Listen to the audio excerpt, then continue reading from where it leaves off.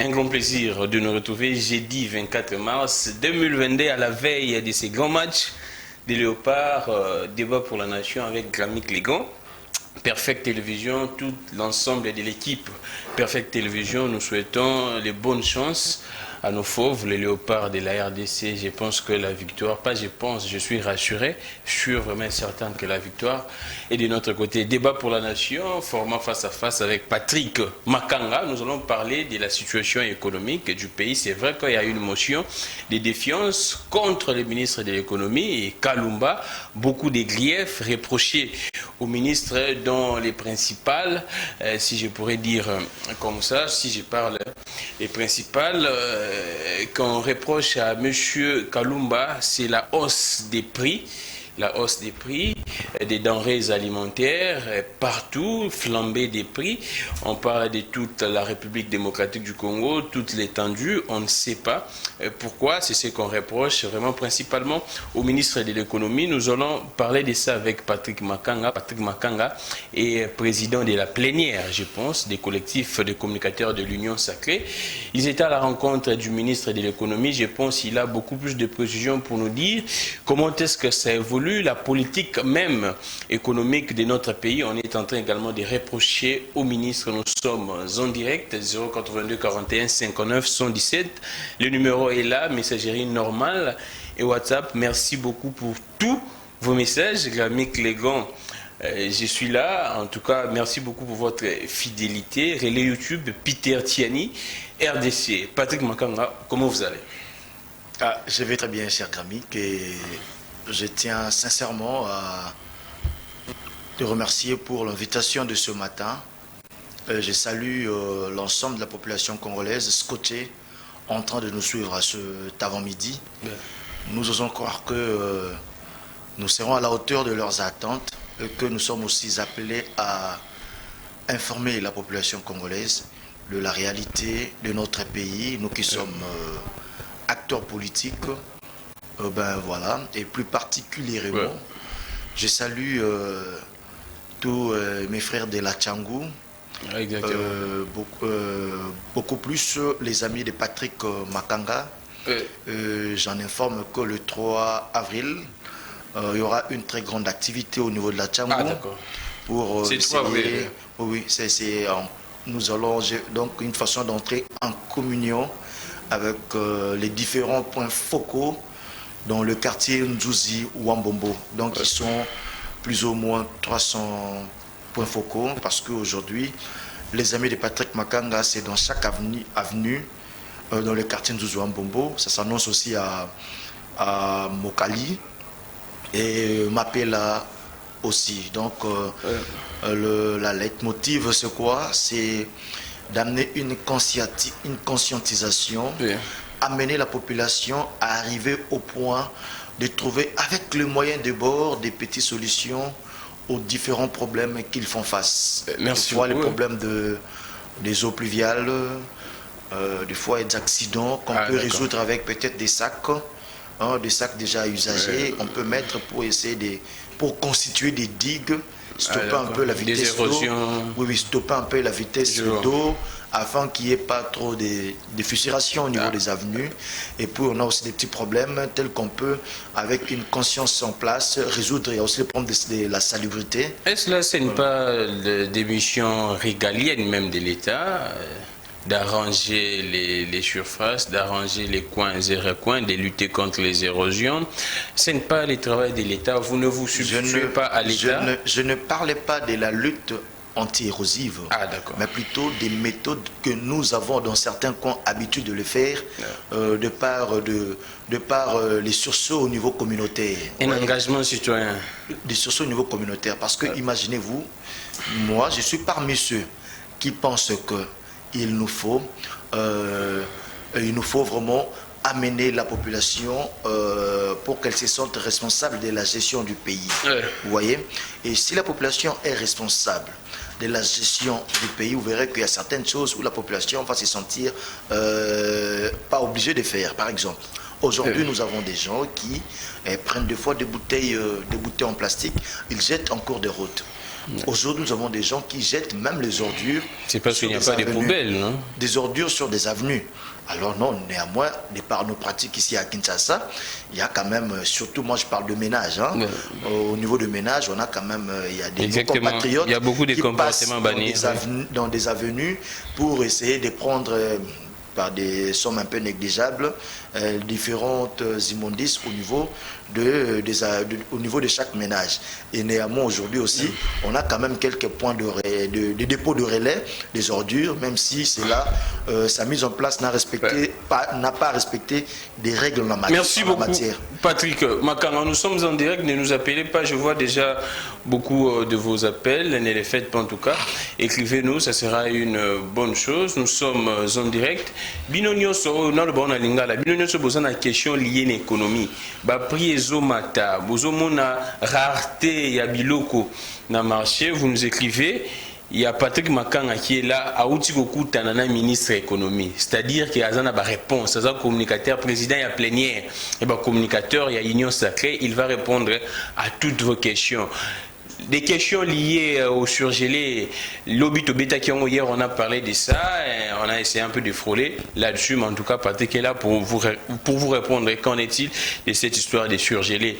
Je pense que Patrick est là, il va répondre. Il y a même, selon certaines informations, hausse des prix des carburants. Je sais que c'est le ministère des hydrocarbures et également de l'économie. Patrick Makanga, il pourrait y avoir quelques pistes, soit quelques pistes de réponses, je pourrais dire comme ça, pour vous éclairer la lanterne de votre, si je pourrais dire, ignorance ou bien inquiétude. Alors, Patrick Makanga, nous parlons de la situation économique du pays. C'est vrai que le ministre de l'économie a une motion de défiance. J'ai vu votre déclaration.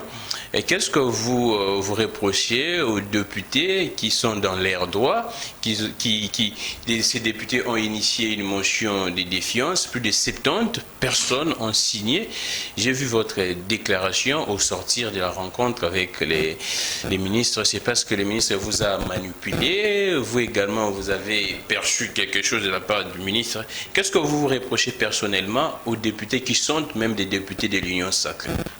Non, écoutez, ce qui est vrai, j'ai même eu à faire un post sur ça sur Twitter. Il n'y a que l'Assemblée nationale de notre pays, de fois, on commence à se poser tant de questions, surtout les élus. Hein. Les élus qui, de fois, s'illustrent dans un comportement peu orthodoxe. Quand vous êtes élu député, vous représentez la nation. Vous représentez la nation par le biais de la population de votre circonscription électorale qui vous a fait confiance. Et quand vous êtes là-bas, c'est pour servir le peuple qui vous a élu. Vous voyez?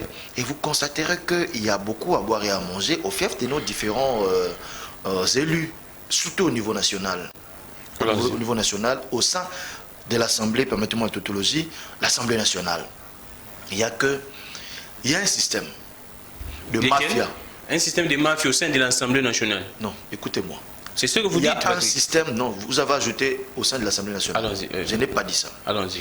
Il y a un système de mafia qui s'est installé. Le président a parlé d'un système de mafia au niveau de la chambre haute. Hein? Non, écoutez un peu. Permettez-moi de finir mon fil d'idée. Allons-y. Il y a un système de mafia qui s'est installé dans notre pays depuis la nuit des temps. Qu'est-ce qu'il y a eu? Il y a que nous sommes en face. Aujourd'hui, le peu d'investisseurs que nous avons au Congo sont des Indo-Pakistanais. Ce sont eux qui tiennent presque notre économie en main. Exactement. Et dans leur modus operandi, certains d'entre eux ont mis en place une mafia qui peut être vue comme une escroquerie. Qui consiste en quoi? Ils font quoi? Voilà. Nous étions dans les services du ministère de l'économie. Nous avons entendu et vu des révélations troublantes. Des révélations tendant même à nous pousser à verser nos larmes. Allons-y. Dites ça à la population. Une fois, j'ai été reçu dans un média, une fois ça m'est venu à l'esprit disant que le problème de la RDC, c'est que c'est une très vaste escroquerie. Allons-y. Nous sommes en face des importateurs tels que de produits surgelés, Chinchard, qui ceux-là viennent nous importent de par leur déclaration, le bulletin d'information à l'importation. Ils disent que ils achètent là au niveau de nos frontières, qu'ils achètent en valeur CIF. En valeur CIF. Oui, oui, la tonne de Chinchard à $214. $214 la tonne. $214 américains. Ouais. Maintenant, vous verrez. J'aimerais un peu expliquer CIF, parce que tous ceux qui nous suivent peut-être n'ont pas des informations sur l'économie. Allons-y. La valeur CIF, c'est les prix d'une marchandise, y compris transport et assurance. Rendu, y compris transport et assurance. Donc l'impôt. Dans les ports de Matadi, dans le port de Matadi, la tonne, eux déclarent la tonne de Chinchard à $214, y compris transport. Vous verrez que le premier combat du ministre de l'économie quand il est venu, il s'est dit, bah, si et seulement si ces gens-là déclarent la tonne à $214, donc on est supposé acheter un carton de POD. Moi je pense que cette monsieur est technique. Si vous avez même une calculatrice ici. Exactement, je prends mon téléphone, voilà. On va calculer. Je pense que la population est en train de nous suivre. Soyez vraiment très attentifs, vous tous qui êtes branchés pour nous suivre. Allons-y. Le ministre de l'économie. On peut faire un simple calcul. Oui. Le ministre de l'économie, quand il a vu la situation, bon, donc les importateurs arrivent avec la marchandise au niveau de nos frontières. À 214. À $214. Ouais. Donc, on suppose que si on doit parler, par exemple, de carton de vin plus ou 20 kilos, carton de 20 kilos ou 20 plus, qu'est-ce qu'on a à faire? Donc, vu qu'une tonne, c'est 1000 kilos. 1000 kilos. Ouais. Là, c'est la règle des 3 simples, on peut faire. Ouais. Voilà. Si on divise. Un instant, bateau, mathématiques, mais on va vous expliquer. Oui, allons-y. Voilà. Si 1000 kg est acheté à $214, maintenant 20 kg X. Faisons la règle des 3 simples. 3 simples. On fait les casements. Vous pouvez diviser. Vous faites 214 multiplié par 20 divisé par 1000. 214 multiplié par 20 divisé par 1000. Donc pratiquement $4,28. Voilà. 1 kilo. Donc on met à $5. Voilà. Donc un carton d'un POD de 20 plus doit coûter combien? $5. Et c'est ce qu'a vu le ministre de l'économie sur base de bulletins d'information d'importation. Donc, un carton de POD, c'est à 20 kg. Vous dites? Un carton de POD. Quand on parle de 20 plus, ça veut dire 20 kg. Ah, d'accord. Les cartons là, c'est 20 kg. C'est 20 kg. Ah, quand on parle de 16 plus, c'est 16 kg. 16 kg. Ah, d'accord, je comprends maintenant. Dans les cartons, c'est 16 kg. Ah, donc vous tous qui nous suivez, là, je pense que vous devriez noter, quand on parle d'un carton de 20 plus, c'est-à-dire que ces cartons-là pèsent 20 kg. Voilà. Quand on dit un carton de 16 plus, ça pèse 16 kg. Ce que nous d'abord, oui. Allons-y. Maintenant, vous verrez que le ministre de l'économie a vu que normalement, sans taxe, hors taxe, ça coûte $5. Maintenant, il est entré en séance de travail avec ses importateurs indo-pakistanais. Il leur a expliqué la situation. Ces indo-pakistanais ont mis en place, ils ont présenté, oui, hormis cela, il y a ce qu'on appelle une structure de prix. Et proposée par qui? Par l'État ou bien eux-mêmes les importateurs? Le laxisme de l'État. Jadis, comme on a dit, nous avons connu dans notre pays une absence de l'État. Allons-y. Donc ces gens ont eu à incorporer dans la structure des prix 32 éléments. Allons-y. Mais quels sont ces éléments? Les principaux éléments? Ces gens font payer dans leur structure de prix l'électricité. Mais c'est normal, ils doivent... Écoutez, ils font payer l'électricité, Ils font payer le péage. Ils font payer tout ça à la population congolaise. Mais c'est normal, non? Ils dépensent pour la conservation, ils dépensent pour les blés. Non, non. Ils ont ajouté certains éléments, je pense que je vais te donner la liste. Exactement. 32 éléments qui ne se justifient pas. Des charges à la chouchou des prix. Oui. Le ministre de l'économie les a écoutés. C'est là qu'il a dit, ok, d'accord, en attendant qu'on puisse enlever certaines anomalies, ils ont incorporé tout, y compris la douane. Parce que la douane, la DGDA, dans les $14, en principe, est censée prendre 10%. La DGDA, il y a OGEFREM, il y a l'OCC, il y a la ligne maritime congolaise et autres. Donc, c'est là où, après les calculs avec les experts du ministère de l'économie, c'est là que le carton a été majoré à $17. Et avant, les cartons étaient combien? Les mamans qui nous suivent, les mamans qui nous suivent, ils vous diront que le carton a toujours été vendu dans des 80 $. 80 $ les cartons. Au lieu de 5 $, donc. Au lieu de 17 $. Parce que là, dans les 17 $, les 5 $, c'était le prix hors taxe. Les prix, oui. Les 5 $, c'était les prix hors taxe. Donc, il y a eu des travaux avec les experts du ministère de l'économie. Ils ont incorporé certaines exigences. Hein. Ça fait qu'on est arrivé à 17 $. Par rapport au prix, repris dans leur bulletin d'information. Mais vous verrez que dans ces 17 $, où les cartons de Piodi de 20 kg est censé être vendu, mais les Indo-Pakistanais vendaient toujours les cartons vers 80 $, 90 $. Exactement, là j'ai une information, je pense que ça c'est les prix du 28 décembre 2021. Un carton s'est vendu à 95 000 francs. Là c'est un carton de 16 plis. Il s'est vendu à 95 000 francs. Ah, 95 000 francs. 95 000 francs, 16 plis. Donc c'est ce qui équivaut, désolé, donc à 95 000 francs, ce qui équivaut dans des plus ou moins proches de 50 $.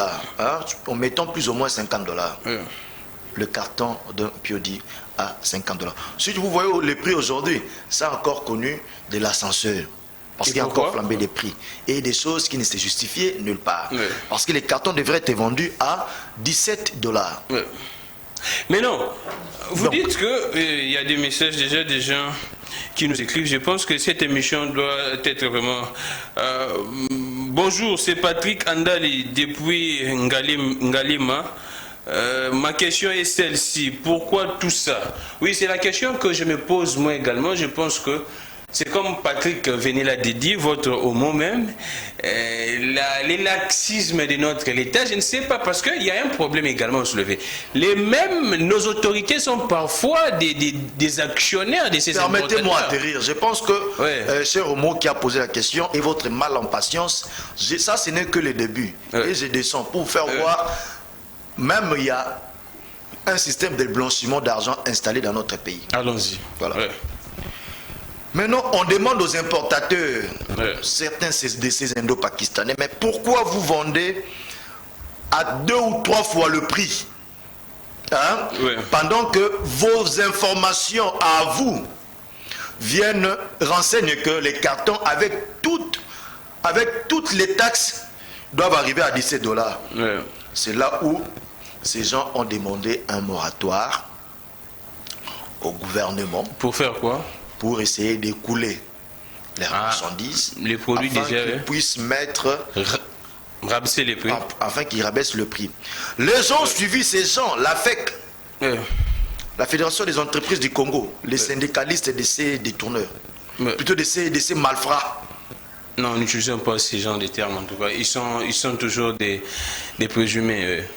Le syndicaliste de ces détracteurs de la population congolaise, de ces importateurs, la FEC, a même fait une déclaration disant que oui, ils ont signé un protocole d'accord avec le gouvernement congolais, par le biais du ministre de l'économie, avec tant tant de difficultés possibles. Je reviens à vous, Patrick. Bonjour, mon frère. C'est Chavimba depuis Mongafoula. J'aimerais que vous puissiez demander au monsieur Patrick pourquoi il y a des produits alimentaires. Pourquoi des produits alimentaires sont-ils là, il parlait des prix élevés en RDC. La RDC n'a pas des sources qui peuvent nourrir sa population avec toutes les recettes que ces frontières qui donnent. Je crois bien que c'est la mauvaise gouvernance qui s'applique dans ces pays. C'est comme ça que nous sommes en train d'analyser avec Patrick. Gramic, dans ces mois de mars, j'ai acheté les cartons de Thomson 20+, à 170 000 francs. Or que le mois de février, c'était 156 000 francs. Voilà. Nous, on parlait même des noms moi, j'avais l'information. Moi, j'ai parlé des 80 $. Actuellement, c'est 170 000 francs.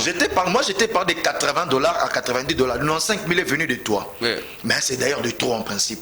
Alors maintenant, qu'est-ce qui s'est passé? Qu'a fait le gouvernement? Allons-y. Avec le ministre Jean-Marie Kalumba. Allons-y. Il s'est rendu lui-même sur place en Namibie. Là où ces importateurs achètent les poissons. Oui, il s'est rendu sur place. Alla même jusqu'au point de faire la commande pour l'État congolais parce que avec le système qu'ils ont mis en place de coincer ces importateurs, le gouvernement évitait qu'il y ait des chantages, qu'il y ait des spéculations dans le marché, au point que ces importateurs agissent en représailles contre la population congolaise. C'est là que le gouvernement congolais dépêcha le ministre de l'économie, Jean-Marie Kalumba, pour aller palper la réalité sur le terrain, pour essayer de contenir ces personnes-là de mauvaise foi. Ce qui a occasionné cette commande de 6 millions de $. De 26 000 tonnes, hein, 23 700 tonnes. Oui. Alors, quand le ministre est arrivé sur place, je vous dis, c'est étonnant. Et qu'est-ce qui s'est passé là-bas? Il a constaté que la tonne en valeur CIF, en réalité, c'est 1 200 $. La tonne en valeur CIF, en réalité, là-bas, c'est 1 200 $. Mais là, ce n'est pas exagéré parce qu'avant, on parlait des 214, non? Non, les 214, c'est le prix qui nous est venu des importateurs qui, en déclarant leurs marchandises, ils montrent dans leur bulletin d'information, on achète la tonne à 214 $. Vous savez pourquoi ils font ça? Pourquoi? C'est pour d'abord dribbler la douane. C'est pour dribbler d'abord la douane. Donc l'État congolais perd par tonne de Saint-Char, beaucoup d'argent. Parce que la douane, ici dans les 214, la douane est de 21,4 $. Mais dans le prix réel, la douane serait de 120 $.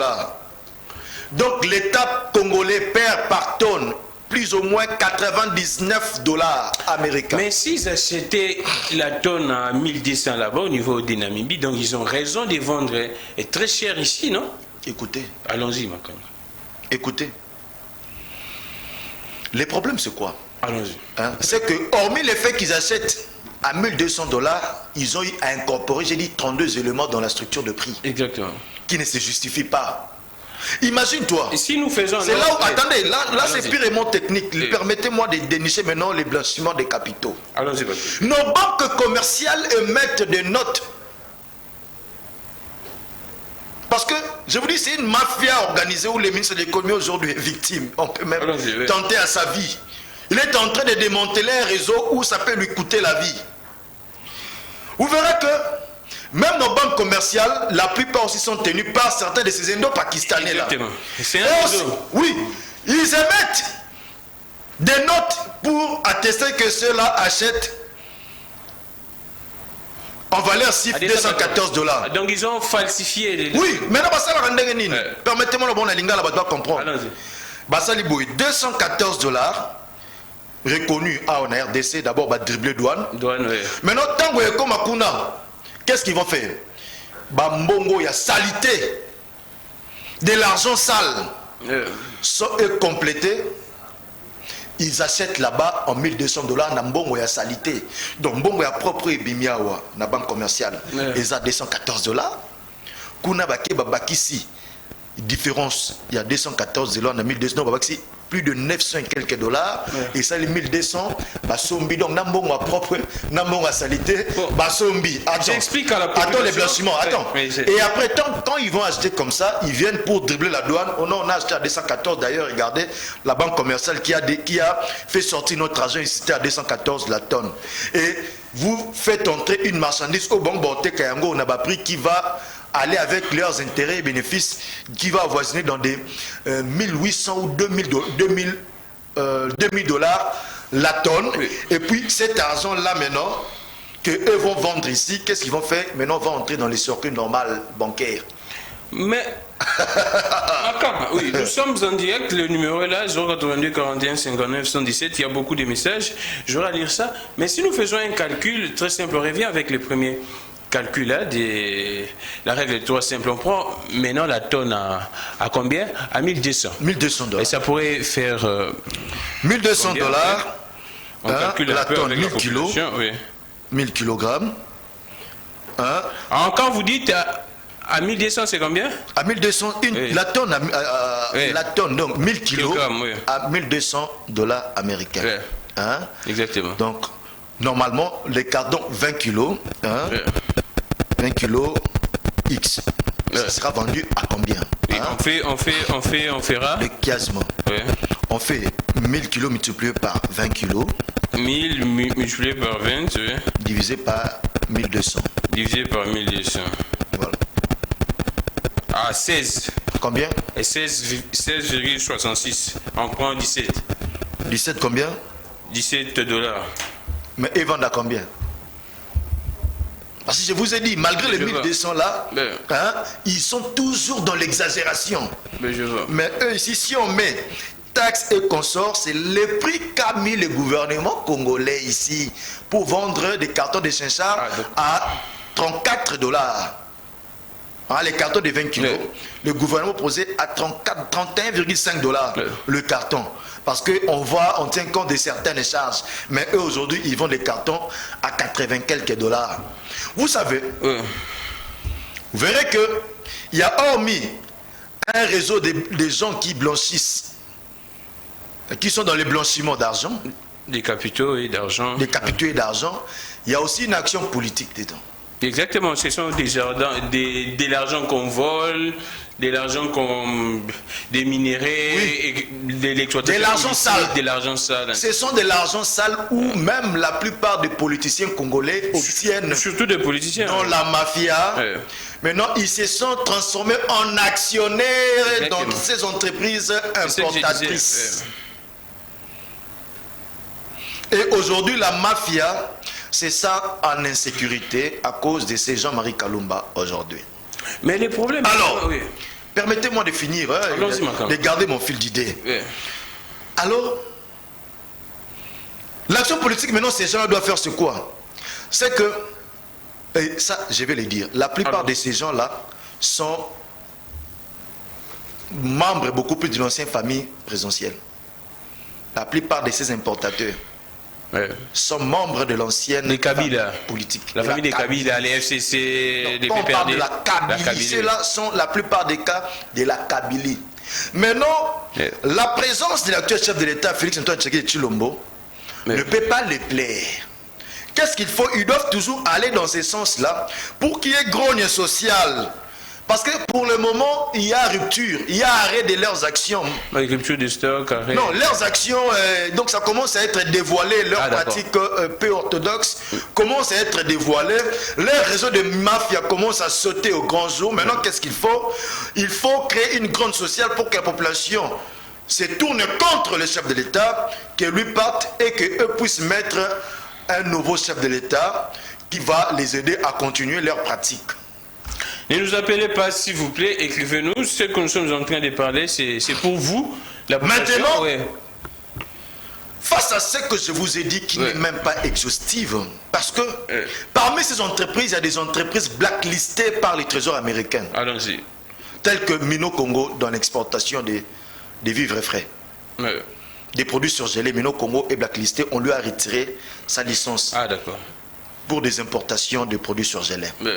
on lui a retiré sa licence parce que c'est une entreprise blacklistée dans les trésors américains. C'est une entreprise qui a accusé de travailler avec les Hezbollah. Ah, d'accord.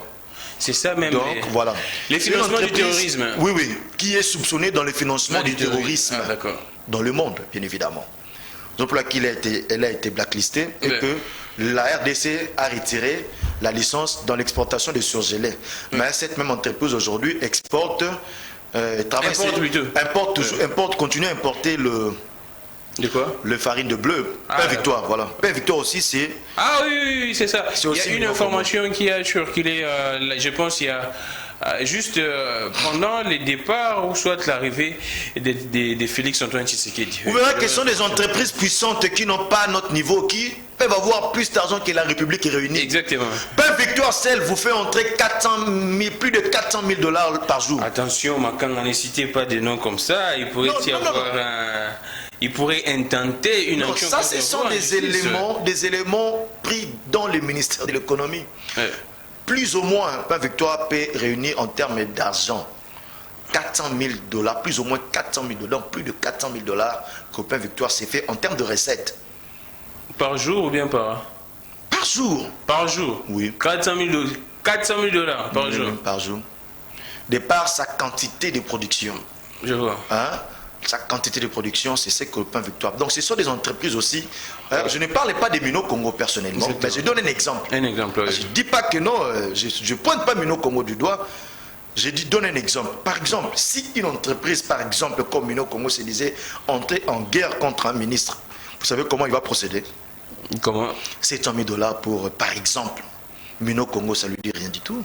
Rien, mais exactement. 700 000 $ pour donner aux députés, par exemple, 70 députés.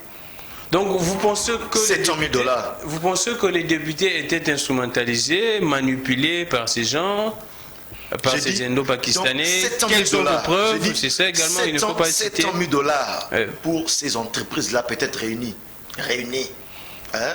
Je donne par exemple une illustration des Mino Congo. Je ne dis pas que c'est Mino Congo. Je donne une illustration des Mino Congo. Maintenant, ces entreprises-là sont au nombre des 10, 20. Des 5, 7. Pour faire sortir même 3 millions de $, ça les coûte quoi? Afin de préserver leurs intérêts. Rien du tout. C'est vrai que vous êtes en train de révéler les comportements malsains de ces importateurs. Qu'est-ce qu'il faut maintenant? Qu'est-ce qu'ils veulent? La question que je me pose... Attends, j'ai fini, et puis vous avez posé votre question. Qu'est-ce qu'ils veulent? Ils veulent par tous les moyens possibles la tête de Kalumba au ministère de l'économie. Ce gars doit partir parce qu'il est en train, il est venu, son action a mis à nu notre réseau de fonctionnement. N'oublions pas aussi le fait qu'il y a certains des élus qui sont entretenus, qui doivent même leur électorat aux Indo-Pakistanais, qui financent même la campagne de certains élus. Donc ces Indo-Pakistanais financent même la campagne de certains élus. Indo-Pakistanais. Donc, attends d'abord. Ils ont des députés parce que pas Indo-Pakistanais. Oui, ils sont nombreux. C'est-à-dire, après si on a financé la campagne, a financé la campagne, pourquoi? Parce que ceux qui députés en l'équipe a protégé. C'est ça, l'intérêt Indo-Pakistanais là protégé. Et député wana, bazar en assemblée nationale. Là, dans l'assemblée provinciale. Sérieux? Oui. Dans l'assemblée provinciale, surtout Kinshasa. L'assemblée provinciale à Kinshasa bazali. Surtout. L'assemblée provinciale à Kinshasa. Non. Je ne peux pas citer les noms des gens. Non, je peux me rabaisser jusqu'à citer les noms des personnes répugnantes. Je peux même vomir en citant les noms. Je n'aimerais pas vomir à la télé. Donc, ces gens-là, soit ils financent la campagne de certains élus, ou ils viennent soudoyer d'autres élus. Parce que disant qu'on ne va pas jeter tout notre argent dans des campagnes, des gens qui peuvent échouer. Ils ont des gens qu'ils ont ciblés. Il y a de ceux qui sont soudoyés. Chaque fin du mois, ils sont payés. Il y a de ceux qui obtiennent même chaque fin du mois, sans rien faire, 2 000 $ le mois. Pour un élu. Les 2 000 $ le mois qu'ils doivent toucher pour protéger certains Indo-Pakistanais qui détruisent ce pays. Raison pour laquelle ils ne peuvent qu'y avoir des motions alimentaires. Vous révélez tout cela, c'est bien bon, que non, ces comportements malsains des importateurs. Mais qu'est-ce fait jusqu'à présent Kalumba? Parce que les prix, ça comme Matakaka, il y a toujours flambé des prix. Que fait les ministres? Les ministres n'ont pas commission de révéler, de dire que non, tel comportement est malsain, il vole la population, mais il doit prendre des mesures coercitives pour que ces gens-là arrêtent. Et c'est pour que les prix ils ont un coût normal. Ce qu'il faut, c'est quoi? C'était des actions que le ministère de l'économie avait commencé à mener, par exemple. Il y a que le gouvernement congolais puisse créer un contrepoids contre ces gens-là, parce que nous sommes dans une économie de marché. Oui. Vous ne pouvez pas imposer à un importateur les prix, oui, des choses que vous voulez, des pères qui se disent je n'importe plus, oui, et c'est la population qui va en pâtir. Exactement. On ne peut pas imposer ces gens-là, hein? Mais le ministère de l'économie le ramène à la raison, parce que l'action qu'on peut porter, ou bien l'action que peut faire le ministère de l'économie, c'est soit de retirer les licences d'importation. Mais vous allez retirer les licences d'importation dans des entreprises qui ont le monopole de l'importation. Mais qu'est-ce qui s'est passé quand les ministres nous informaient que non, il y a eu des négociations avec ces importateurs, ils sont d'accord, ainsi de suite, les prix vont baisser. Ce sont des dribbleurs. Qu'est-ce qui s'est passé? Ce sont des dribbleurs. Les ministres nous mentaient ou bien ces importateurs? Il y a un protocole d'accord, nous l'avons vu. Signé ou bien? Signé par les importateurs représentés par la FEC. Il y a un protocole d'accord. Il y a des gens qui l'ont même suivi. Exactement, oui. Il a quand même fait une déclaration là-dessus. Ils se sont mis d'accord. Ils ont demandé un moratoire pour finir leur stock. Mais ils ne sont pas là-bas, ils s'en foutent. Mais selon mes informations, il y aurait en tout cas 2 entreprises qui n'ont pas signé ces protocoles. Il s'agirait, je pense, des Égal. J'ai mis ça au conditionnel. Il s'agirait d'Égal et Sokin, apparemment. Égal, d'ailleurs, des vrais. Une affaire de plus de 53 millions de dollars américains à l'État congolais. Pourquoi? Par rapport aux exonérations, qui étaient illégales. J'aurais appris que Égal a même introduit, a même déclaré faillite. Nous sommes en direct, le numéro est là. On prend. Alors, qu'est-ce qui s'est passé au mois de décembre? Les ministres nous annoncent que non, tiens, il y a une partie des poissons commandés à partir de la Namibie qui est déjà ici, c'est-à-dire une partie qui est ici, et puis on vendait ça. Il a cité quelques points de vente. La difficulté. S'il vous plaît, Makanga, je pose la question. Hier, j'ai recevé Maître Kolé là. Il était avec vous, il est venu ici avec une lettre, je pense, soit une correspondance de la Namibie, qui dit clairement, apparemment, les ministres nous montaient, apparemment, en Namibie, on ne reconnaît même pas que la RDC a pêché. Pour la Namibie, jusqu'à présent, la RDC n'a pas encore pêché son quota de poissons. Il y a ceci. Oui. Il y a eu 2 opérations au mois de décembre. Allons-y. C'était des actions mises en place par l'entremise des chefs de l'État.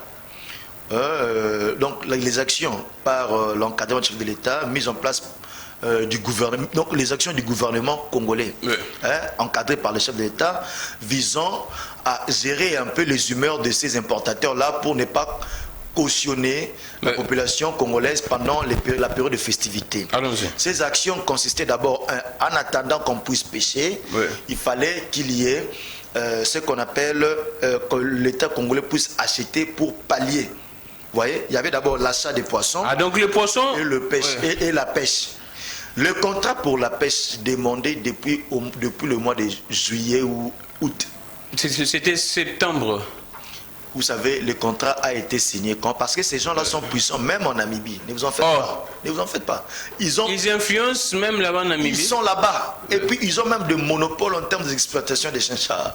Donc là, maintenant, vous confirmez à la population que les poissons mangés au mois de décembre, ces poissons n'appartiennent pas à ces quotas-là des 23 700 tonnes. 27 300 tonnes, oui, c'est ça. Je n'ai pas dit ça.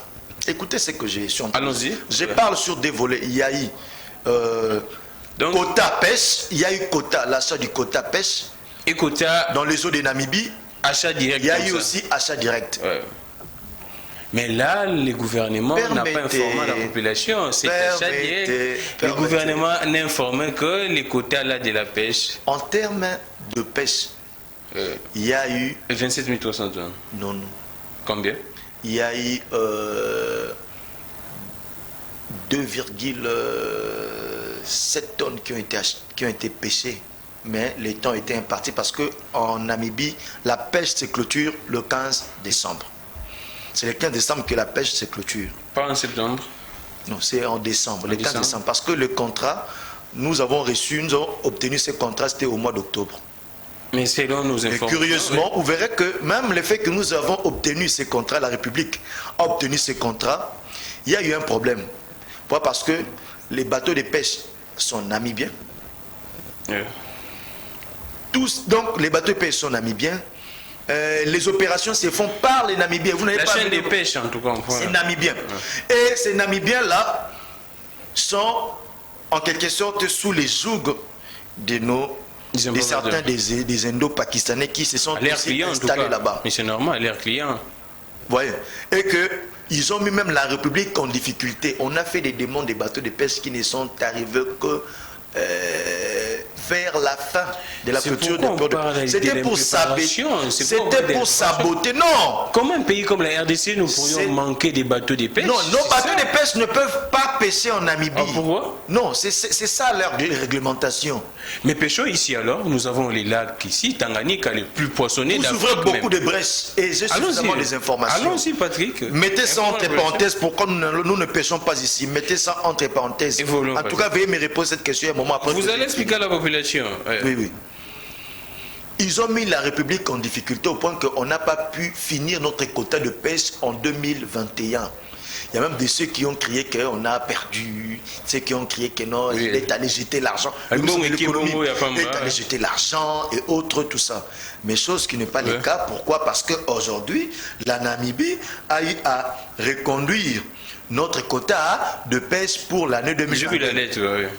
Donc aujourd'hui, la RDC a encore la possibilité de s'organiser pour aller finir son quota de pêche. Au mois de mars, non? La lettre est venue au mois de mars. Donc l'argent n'est pas jeté. Or, vous verrez que dans la lettre motive de ces pétitionnaires, ils disaient que non, les 6 millions ont été jetés pour l'achat du quota de pêche. Mais non, cette lettre du gouvernement namibien vient une fois de plus prouver que les histoires n'ont pas été jetées. L'argent a été bel et bien versé. Et d'ailleurs, cet argent versé n'a même pas transité par le ministère de l'économie. Ça s'est passé du ministère de Finances. La Banque centrale. La Banque centrale qui a alimenté, les comptes au niveau des Namibie. Alors, je vous pose une question. Selon mes informations, en tout cas, les ministres s'étaient rendus également en Espagne pour cette question de surgelé. Je ne sais pas si les ministres vous ont parlé de ça. Moi, j'ai parlé avec une délégation des importateurs congolais qui sont partis avec les ministres. Ils étaient d'abord en Namibie et puis ils ont fait un tour au niveau de l'Espagne. Ils se sont entretenus même, en fait, les Espagnols là-bas. Et les ministres étaient même très satisfaits. Les prix étaient même très bas, selon mes informations. Mais, et les ministres avaient même promis ces importateurs au niveau de l'Espagne qu'il va acheter, ainsi de suite. Jusqu'à présent, les ministres n'est plus revenu, on ne sait pas pourquoi. Il va revenir comment pendant que le ministère des Finances, qui jusqu'à présent ne lui a même pas donné plus de 10% de son état de besoin, pendant qu'il y a eu même instruction du chef de l'État. C'est ça également la question que j'aimerais... L'argent n'y est pas, il va retourner comment? La deuxième question que j'aimerais vous poser, selon mes informations, les chefs de l'État seraient même frustrés parce que l'argent était déjà décaissé, mais on ne voit pas le travail fait. On a décaissé sur 100%, on vous a donné 10%, c'est ça l'argent décaissé. Mais l'argent qu'on a décaissé, c'est ce qui a servi qu'on achète 6 millions. Les 6 millions là, c'est tout ce qui a été décaissé pour le compte du ministère de l'économie. Moi, j'ai d'autres informations qu'à part les 6 millions, il y a également une autre somme décaissée. Non, arrête. J'ai les pièces, Vadim Makanga. Je vous dis. Arrête. Moi, j'ai parlé avec ces importateurs qui étaient avec les ministres au niveau de l'Espagne. Je te dis ceci. L'argent n'était pas décaissé. Sinon, l'IGF allait déjà commencer à diligenter les enquêtes. Je dois même informer parce que ces gens-là m'ont saisi, en tout cas, débat pour la nation. Ils m'ont dit ceci, ils regrettent même parce que selon leurs informations, c'est honteux, mais je dois les dire. Ils me disent que, j'ai mis ça au conditionnel, hein, il aurait même... C'est là où tu as tiré ces informations. Je vois la personne qui était là. S'il vous plaît, Patrick. Il aurait même payé pour les ministres les déplacements et les séjours. Donc les ministres étaient déplacés, seraient déplacés aux frais de ces importateurs congolais pour les spams et même les séjours. Et il regrette de ces comportements. Jusqu'à présent, le ministre est rentré ici à Kinshasa, il ne les contacte même plus. D'abord, je n'aimerais pas entrer dans ces débats-là, c'est un peu... C'est ce que j'ai dit. C'est très bas, mais néanmoins, les ministres de l'économie qui se rend, oui, il fait un travail, mais ce n'est pas l'ordonnancier du gouvernement. Il vient avec son besoin, son état de besoin, il présente ça au conseil des ministres. Le chef de l'État donne des injonctions et l'argent ne suit pas. Il va rentrer comment honorer les engagements avec cela. C'est pas le ministre de l'économie qui gère l'argent. Et Gramic, tout ce que Patrick est en train de dire est vrai. Le ministre de l'économie peut avoir raison, mais il a un problème d'information. Il faut qu'il organise une conférence de presse pour informer et expliquer l'ensemble de la population congolaise ce qui se passe dans son secteur. C'est également ça, je pense, les chargés de com du ministre, c'est Dominique Dinanga, à Top Congo, et je vous salue. Mais qu'est-ce qui se passe également? C'est ça le problème avec les ministres. Et apparemment, il ne parlait pas. Ça, monsieur, naturellement, curieusement, moi je le vois comme Mosé Laurent Désiré Kabila. Oh, comment ça? C'est un monsieur tellement effacé que vous n'aurez même pas idée. Quand il est allé en Namibie, aussi longtemps la population est en colère. Quand il est allé en Namibie,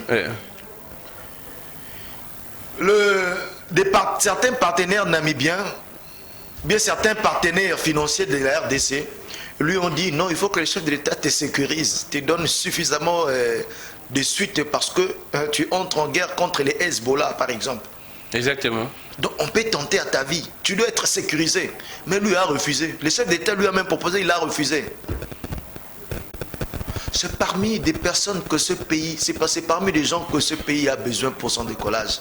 Ce monsieur a eu à refuser des millions de dollars de ses importateurs pour arriver jusqu'à ce point. Maintenant, on ne jure que sur sa tête. Tous les moyens sont bons pour faire partir ces messieurs. Mais Patrick, je repose encore ma question. C'est vrai, vous dénoncez. La population, oui, a maintenant l'information que non, ces gens-là sont des voleurs, ainsi de suite. Mais la solution, c'est quoi? C'est ça, la population n'a pas besoin de dénonciation. La solution, maintenant, qu'est-ce qu'apportent ces ministres et les gouvernements Sama? Parce que maintenant, là, les prix étaient annoncés, actuellement, c'est déjà 180. Attendez, je vous dis. Oui. La solution, c'est quoi juste? La solution, c'est le fait que les travaux qu'a fait le ministère de l'économie devraient être financés à 100%. Ils le finançaient à 100%, ils allaient maintenant amener un système pour booster les entrepreneurs locaux. Que nous puissions au moins avoir des importateurs nationaux. C'est le projet qu'a dit le chef de l'État de créer le millionnaire congolais. Moi, je connais ces importateurs qui m'ont saisi en tout cas. Maintenant, je te dis que... Ils sont négligés par le gouvernement. Je te dis, le programme qu'a mis en place le ministère de l'économie, ça allait dans ce sens-là, parce que le gouvernement allait financer des importations en grande quantité et venir travailler avec ces importateurs locaux et que eux, dans les jours à venir, qu'on puisse avoir aussi des millionnaires congolais. Parce que depuis l'époque des Dokolo, des Dokolo et autres, on n'a plus ces genres de Congolais-là. C'est même les choses qu'a dit le chef de l'État. C'est par rapport à ce travail-là qui était en train d'être mis en place. Mais malheureusement, du côté finance aussi, du côté finance, ça ne suit pas ces projets-là pour la matérialisation de cette situation. Nous osons croire que dans les jours à venir, avec des enjeux de l'heure et la situation qui se détériore, le ministère de Finances va s'activer pour qu'il puisse finaliser ce programme-là. Mais qu'est-ce qui se passe? Ça fait partie de la solution. Pourquoi c'est laxisme? Pourquoi cette léthargie? Parce que moi, en tout cas, je vous l'ai dit, chers téléspectateurs, vous suivez cette émission, je sais que vous devenez de plus en plus très nombreux. Il y a des importateurs qui m'ont saisi. pour ces dossiers. Ils sont là nombreux. Il y a vraiment toute une organisation. Ils ont tenté de voir les chefs de l'État sans suite. Et jusqu'à présent, ils demandent à ce qu'ils puissent être reçus par le président. Jusqu'à présent, rien. Et les ministres de l'économie connaissent ces importateurs. Selon mes informations, ils les connaissent. Ce n'est pas que les ministres les ignorent. Et nationaux et internationaux sont répertoriés. Exactement. Les ministres nationaux ou des étrangers sont répertoriés dans le ministère de l'économie. Ils sont connus. Mais le problème, ce n'est pas de rencontrer les chefs de l'État. Le problème, ce n'est pas de ne pas être connu par les ministres de l'économie. Mais le problème, c'est cette politique-là qui a un peu tardé. Raison pour laquelle je dis tantôt. Ce que j'ai dit tantôt, le ministre des Finances. Le ministre. Non, la politique de l'économie a été mise en place. Mais je dis, ça souffre de l'exécution parce que du côté ministère des Finances, ça ne suit pas. Le décaissement ne suit pas même l'instruction du chef de l'État. Donc, nous osons croire que le ministère des Finances doit s'activer, surtout le chef de l'État a lui-même à donner des injonctions, doit s'activer pour travailler en symbiose avec le ministère de l'économie pour mettre en place ces politiques économiques très rentables pour la population congolaise. Ça tarde un peu. Donc c'est un peu ça. Des choses sont en train d'être faites. Vous voyez, et la volonté y est. Et nous demandons aux uns et aux autres de s'activer dans ce sens-là. Vous voyez. Et puis il y a aussi un aspect.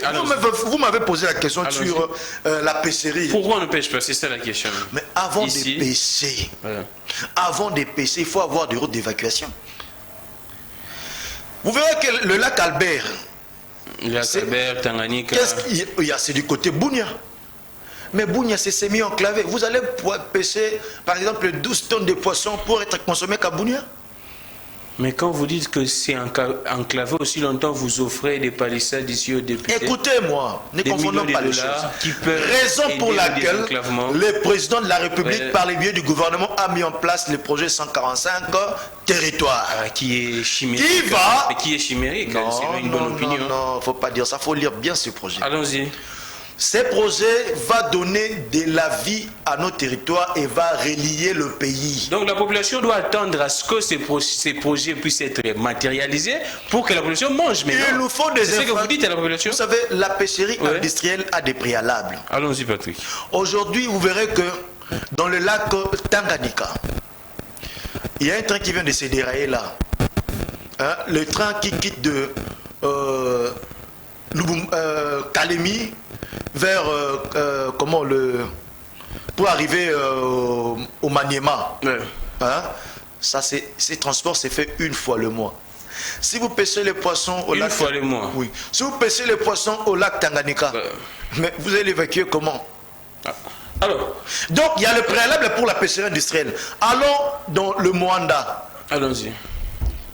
Le mois d'aujourd'hui, on peut se dire, bon, avec l'action du chef de l'État, maintenant, nous avons nous avons quand même l'accès. Il y a des routes maintenant qui sont là. Mais il y a ce qu'on appelle la chaîne de froid.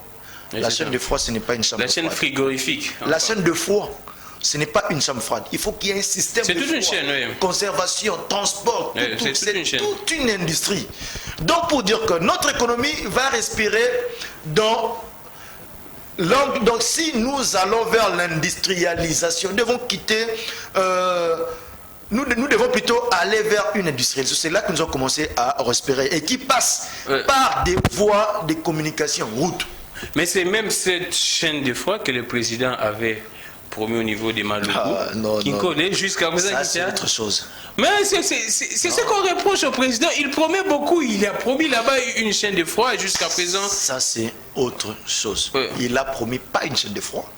Et c'est il a promis le moyen pour aider aux pêcheurs, la coopérative des pêcheurs.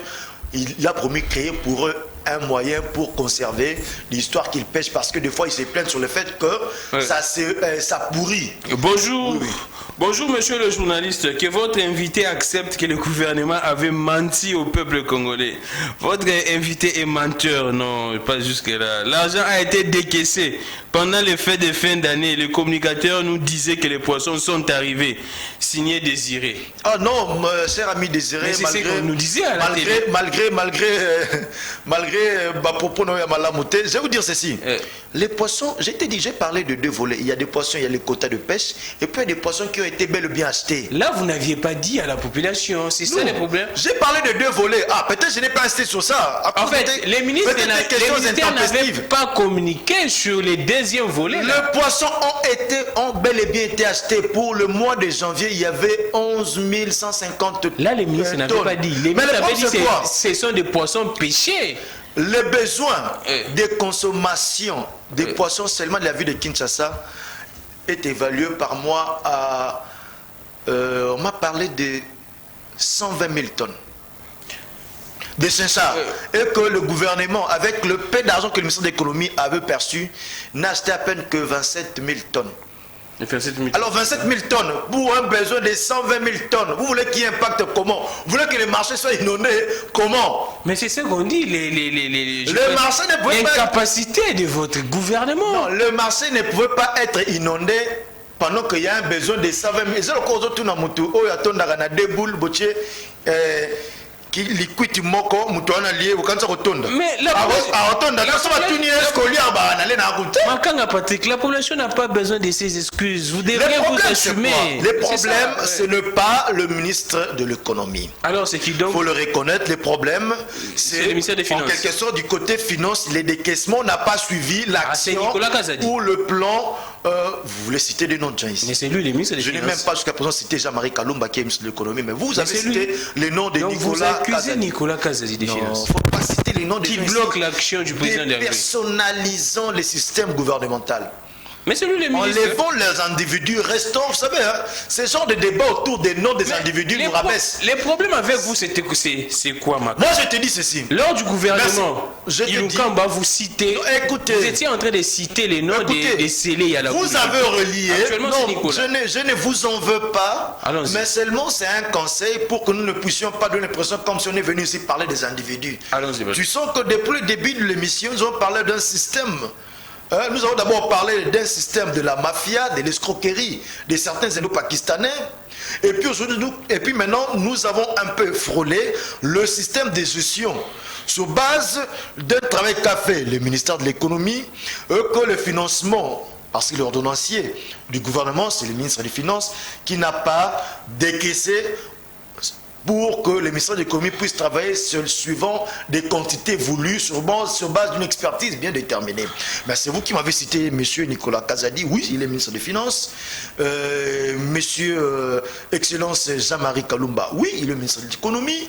Moi, je pense que, mais les noms, moi, je pense que pour moi, mon humble avis, j'ai voulu qu'on puisse un peu enlever les noms de ceux-là pour ne pas même tiquer. Vous savez, quand vous citez les noms des gens ici, si par exemple, les enfants de ces gens que nous citons les noms étaient en train de suivre, les petits enfants n'allait pas comprendre par exemple, mais quand vous citez même un enfant de 6 ans le nom de son papa à la télé, vous voyez, ça les tique un peu. Les enfants, évitons cela. La population restons dans le système de gestion, évitons un peu cela. Donc mon frère qui a même eu à me traiter des mots des menteurs, oui. des mots peu très bon, mon cher ami, on est compatriotes.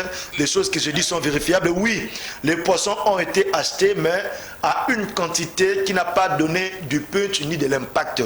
Les poissons ont été achetés. Il y a même Mino Congo qui a reçu aussi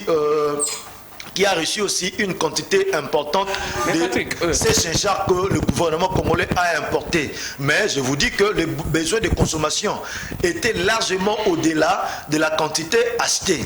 La quantité achetée était moindre parce que l'argent décaissé par le ministère des Finances n'a pas permis à couvrir le besoin ne fût-ce que 2 mois. Voilà, de la ville de Kinshasa. Sans compter l'intérieur. Dans ces bras de fer, qui a gagné entre les importateurs et les gouvernements, on pense comme ça, pas des ministres. Aujourd'hui, dans ce bras de fer, la population aujourd'hui est en train de comprendre que ces réseaux de mafia est en train d'être mis à nu. Comment ça? Les prix sont toujours à la même à la hausse. Oui. Aujourd'hui, le problème c'est quoi? Sur le volet politique, étant donné qu'il y a aussi de nos Congolais ici, de nos frères congolais, des pères et des mères, qui sont actionnaires et qui ne sont pas favorables qui se sentent défavorables à la politique de l'actuel chef de l'État, ils veulent maintenant que ces gens-là puissent aller comme ça pour qu'eux puissent tirer des dividendes politiques, qu'ils chassent donc liguer la population contre les chefs de l'État pour qu'ils puissent retourner aux affaires, mettre en place des gens pour protéger leur clan. Mais, de par l'action de ce gouvernement de Warrior, nous avons vu ces méthodes s'étaler au grand jour. Et c'est déjà un échec. Vous savez, même la Bible dit, tout ce qui est révélé est comment condamné. Est-ce que les ministres n'étaient pas allés vite en besoin, Makanga? Le ministre n'était pas allé vite en besoin. Je vous explique que le départ ici, les 214 $ venaient de qui? N'est-ce pas, des bulletins, des informations, des renseignements des importateurs. Est-ce qu'il ne fallait pas travailler d'abord suffisamment avant de mener cette lutte, avant de mener ces combats? Le problème, c'est que, vous savez, le ministre de l'économie n'a même pas fait une déclaration sur ça. C'est sorti dans les réseaux sociaux. Bonjour. C'était un rapport qu'on a fait au ministère, au conseil de ministres. Mais aujourd'hui, nous savons que tout maintenant est mis à nu. Or, sous notre essieu, les résolutions prises au niveau du conseil des ministres restent secrètes jusqu'à son application. Mais nous, les résolutions prises dans le conseil des ministres sont communiquées directement. Et puis sont sur même des stratégies. Des fois, elles sont. Bonjour les grands. Toutes les dispositions que votre invité présente devraient être prises avant même. Nous sommes vraiment fatigués avec le comportement du gouvernement actuel. Allons-y. Alors, les messieurs là, j'ai rectifié les mots menteurs que votre invité me pardonne. Bon, il présente ses excuses, en tout cas. Je pense que ce que nous sommes en train de parler, c'est pour le bien de la République. Je vous avais dit que on doit toucher ce que la population a besoin. C'est pourquoi j'ai fait appel à Patrick. Il était avec le ministre de l'économie. C'est comme un monsieur qui venait là déclarer qu'apparemment il y a également un problème de communication. Je pense que mon frère et mon aîné, qui est là-bas, Dinanga, il est en train de nous suivre et noter les préoccupations de la population. Il y a un petit souci de la communication. Mais qu'est-ce que maintenant le ministre vous a dit? La prochaine étape, c'est quoi? Ces poissons pourraient arriver quand? Il pourrait y avoir baisse de ces prix quand? Quelles sont les projections? Quelles sont les futures actions du ministre? D'acheter le quota de pêche, il faut que le gouvernement débourse encore de l'argent pour mobiliser les bateaux de pêche, pour mettre en place, parce que cette pêche-là, c'est parce qu'il y a aussi, hormis la pêche, il y a aussi la conservation, il y a aussi la mise en emballage, tout cet état d'histoire. Il faut que le ministère des Finances débourse encore des moyens pour qu'il y ait encore d'autres, ces autres opérations. Nous savons que, bon, ce qui est vrai, avec une année que nous avons, parce qu'on a jusqu'au mois de... jusqu'au 15 décembre, le 15 décembre c'est la date dans laquelle on clôture la pêche en Namibie, donc on a le temps, que le gouvernement mette le moyen pour que cet argent ne parte pas comme ça. Parce que si cet argent est parti comme ça, ce n'est pas le ministère de l'économie, mais c'est les décaissements des finances pour la suite des activités qui ont posé problème. Donc, vous pensez que ce serait possible avec les temps qui nous restent, aujourd'hui, avec... que court la RDC avec les enjeux que nous avons en principe pour pallier à cette situation, ça devrait être fait mensuellement. Mais avec ces problèmes du processus mensuellement. Avec ces problèmes du processus électoral, vous pensez qu'on va vraiment débourser encore de l'argent pour les transports, la conservation? C'est un besoin de la population. Je pense que les actions doivent être placer les dés dans ce sens-là, parce que c'est un besoin réel, et avec des victimes que sont la population aujourd'hui, de ces gourous, ces Indo-Pakistanais, certains de ces Indo-Pakistanais-là qui sont en train de manipuler les prix. Je pense que le gouvernement doit entreprendre une action de grande envergure pour créer un contrepoids face à ces gens de mauvaise foi, pour créer un contrepoids face à ces gens. Et aujourd'hui, vous verrez que le ministre de l'économie n'a pas encore croisé les bras. Bientôt, on va encore parler des produits pharmaceutiques. Exactement. Et des soins de santé. C'est un bosseur. Je suis par là. Gramic demandait à Patrick, le ministre, on a mon sali buzz fort, hein. Patrick, succès ma casse. Gramic demandait à Patrick. C'est une situation qui dérange la population directement. Le ministre de l'économie propose quoi à la population congolaise? Le ministre de l'économie continuera à acheter les poissons ou il doit construire nos propres sociétés pour les sociétés des Congolais? Sa politique, dans ce sens, c'est quoi? Il va toujours continuer à acheter, traiter avec les importateurs ou bien les ministres envisagent déjà, on prend le gouvernement, envisage déjà de mettre en place des sociétés pour essayer un peu de trouver une solution éternelle à ces problèmes. Le ministre de l'économie ne crée pas des sociétés. De mettre en place, d'organiser, d'impulser. Le ministre de l'économie, oui, peut impulser. Par exemple, tel qu'aujourd'hui, avec la guerre, je quitte un peu ce domaine-là, parce qu'on a beaucoup trop parlé des importés. En termes des importés, c'est les programmes, mon frère qui me suit, les programmes qu'avait mis en place le ministre de l'économie pour essayer de booster nos importateurs nationaux. Mais qui, le financement, a posé problème. Mais l'autre approche, c'est quoi, par exemple? Aujourd'hui, avec la guerre en Irak, la Russie. La Russie. Ukraine. Ukraine et Russie. La Russie et l'Ukraine. Merci beaucoup. La Russie et l'Ukraine. On a maintenant des crises au niveau mondial, telles que le bleu, farine de bleu. Vous profitez toujours, la pandémie, la guerre à l'Ukraine. C'est la réalité, il ne faut pas faire fi de la réalité, mon frère, vous êtes journaliste, attention, ces genres de propos. C'est ce qui crée un peu la légèreté face à la réalité. Non, on ne s'accroche pas. Vous savez qu'aujourd'hui, même le pétrole, le litre de pétrole. C'est ça la question. C'est ça la prochaine question. Le litre de pétrole, c'est que le gouvernement, chaque fin du mois, subventionne le prix. Exactement, je sais. Pour maintenir le prix de litre de carburant à ce prix stable. Le gouvernement congolais paye. Le litre, il ajoute une somme d'argent, il paye à chaque litre qu'un Congolais lambda paye, le gouvernement congolais débourse une somme d'argent pour compenser afin que le litre soit payé au prix qui est payé aujourd'hui. Parce qu'en Europe, il y a le litre de carburant, maintenant c'est dans des 3 euros. 2 euros, 3 euros en Europe. Mais ici ça n'arrive pas. Pourquoi? Parce que l'État est en train de subventionner. Mais la difficulté que nous avons, c'est quoi? C'est que les stocks de carburant que nous utilisons aujourd'hui, c'est les stocks de Congo d'en face. On a même plus la politique d'abord du ministre. Je reviens. Il y a le travail qui venait d'être fait au sein du ministère de l'économie pour pallier au problème de bleu. Pallier au problème de bleu parce qu'il y aura bientôt carence. D'ailleurs, les pains dans les supermarchés, c'est fait maintenant, c'est font rare, vous les savez. Oui, c'est très rare. Alors, vous les je pense les week-ends, je voudrais acheter des gâteaux. Vous voyez que c'est pas qu'on s'accroche sur ce qui se passe au niveau international. Le monde aujourd'hui, c'est un village planétaire. Le gouvernement ne se plaint pas, malheureusement, parce que la population n'a pas besoin de se plaindre. Je te parle de la politique déjà. Allons-y, Patrick. Allons-y, Patrick.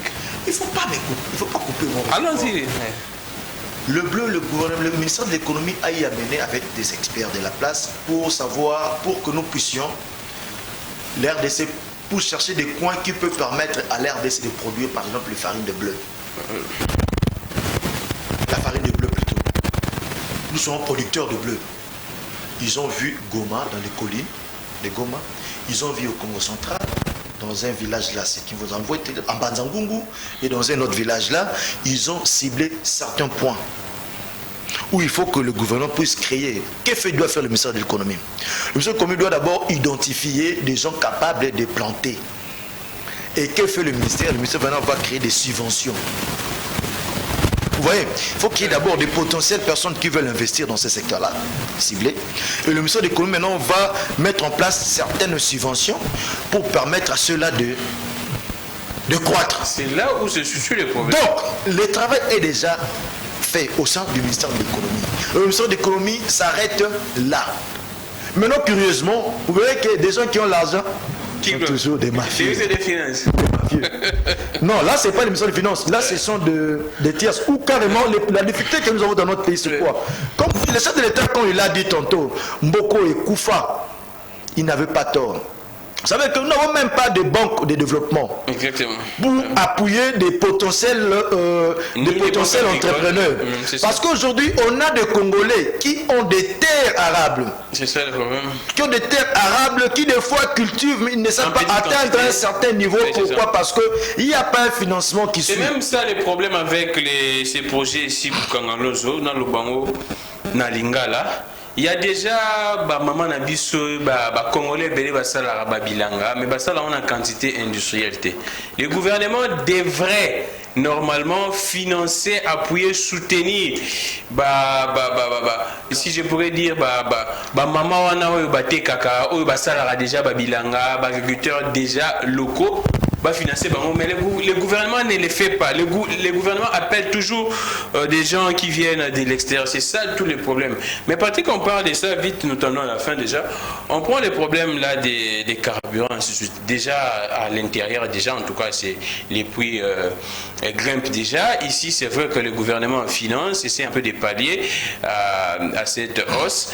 Mais qu'est-ce qui se passe exactement? C'est vrai que c'est le ministère des hydrocarbures, également de l'économie, mais que devrait faire les gouvernements dans cette histoire? C'est vrai que nous avons des blocs pétroliers ici. Récemment, le gouvernement a récupéré certains blocs qui étaient détenus chez Dan, mais apparemment nous n'arrivons pas à rendre nos pétroles ici, si je pourrais dire comme ça, les pétroles, un peu raffinés pour que nous puissions les utiliser. C'est ça les grands problèmes. La raison pour laquelle je dis tantôt, nous allons respirer par l'industrie, dans l'industrialisation de notre économie, entre autres.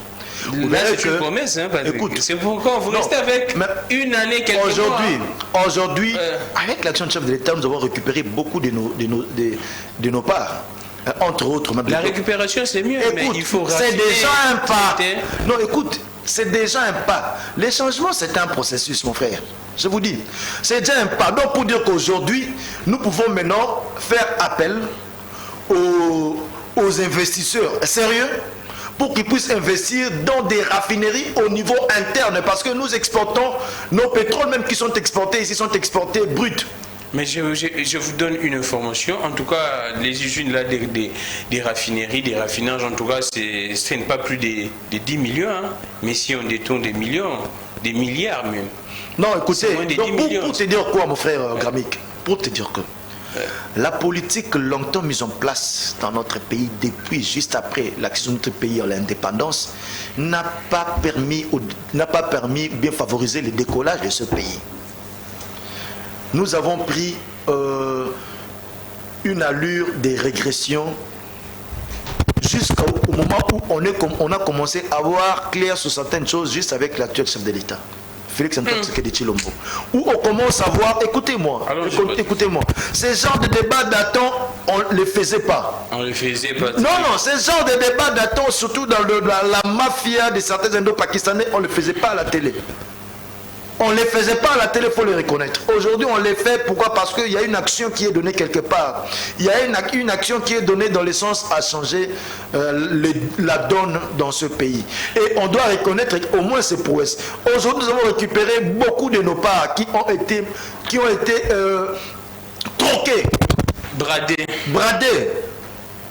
Troquées pour de rien du tout. Bradées et autres. On les a déjà récupérées. C'est déjà un pas vers un avenir meilleur. Je vais vous dire une chose. La FEC, il y a des investisseurs belges qui venaient d'atterrir ici à Kinshasa. Vous imaginez,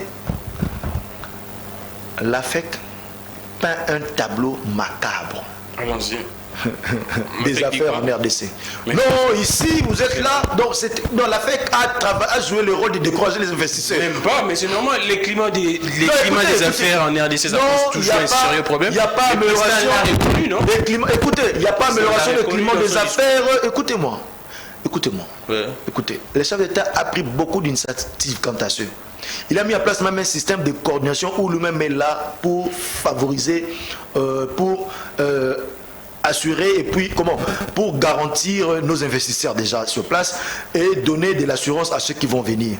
Mais la Fédération des entreprises du Congo, au lieu d'encourager les autres à venir quand même, mais qu'est-ce qu'ils ont fait? Ils se sont ligués à un bloc pour chasser ceux qui veulent c'est la venir. Sincérité, ils disent que non. Non, la charge fiscale est lourde ici. La charge fiscale est lourde avec tout ce qu'ils font ici. Le pays n'est pas stable. Non, écoute, ils ne veulent pas qu'il y ait de la concurrence pour nous maintenir sous la souffrance. Ils évitent la concurrence parce que la plupart des investisseurs belges opéreraient sur base de principes et normes dans le domaine de l'investissement.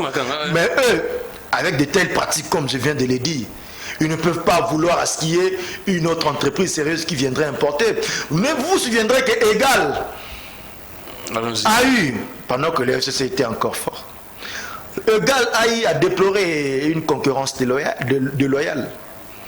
Vous savez pourquoi? Parce que c'est sûr, il y a de ceux qui procèdent par des moyens de blanchir l'argent, ils mettent des prix bizarres. Mais Patrick Makanga, pourquoi vous ne soutenez pas, je prends l'exemple de Maman Liv qui est en train de faire l'agriculture, d'exploiter des champs par-ci par-là, apparemment ça produit.